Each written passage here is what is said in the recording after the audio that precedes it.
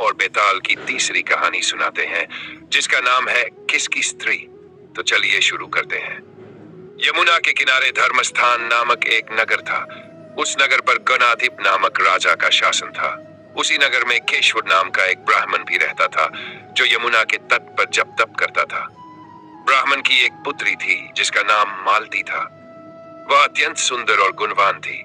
जब वह विवाह योग्य हुई तो उसके माता पिता और भाई को उसके विवाह की चिंता हुई।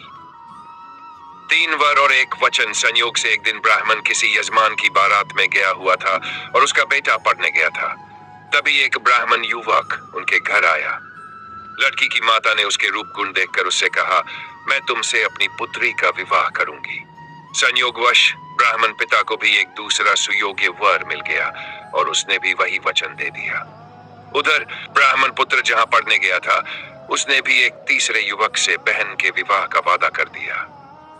कुछ समय बाद जब पिता, पुत्र और तीनों युवक घर में एकत्र हुए तो ये देखकर चौंक गए कि एक नहीं बल्कि 3 वर हैं।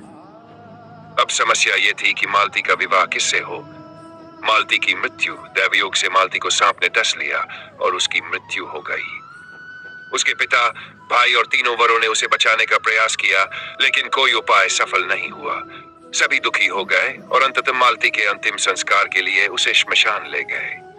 तीनों वरों ने अपनी अपनी भावनाओं के अनुसार अलग अलग मार्ग अपनाए। पहला वर, उसने उसकी हड्डियां चुन ली और सन्यासी बनकर जंगल चला गया। दूसरा वर, उसने अस्थियों की राख रख ली और श्मशान में कुटिया बनाकर वहीं रहने लगा।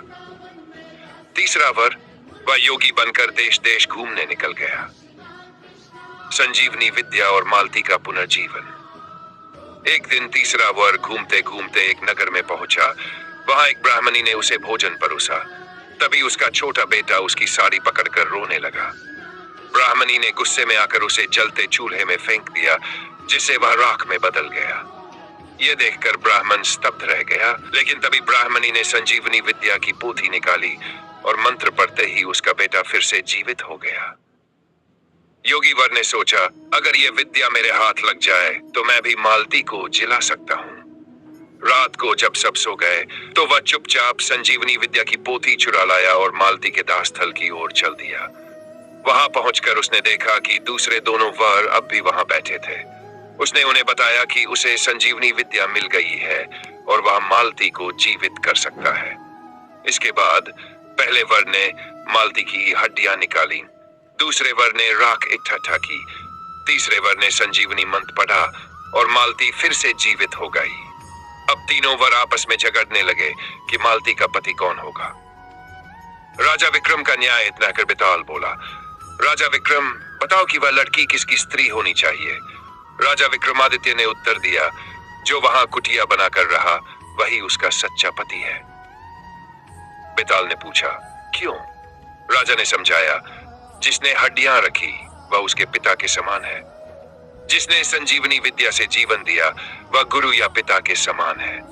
जो उसकी राख लेकर श्मशान में तपस्वी बना रहा वही उसका सच्चा जीवन साथी है।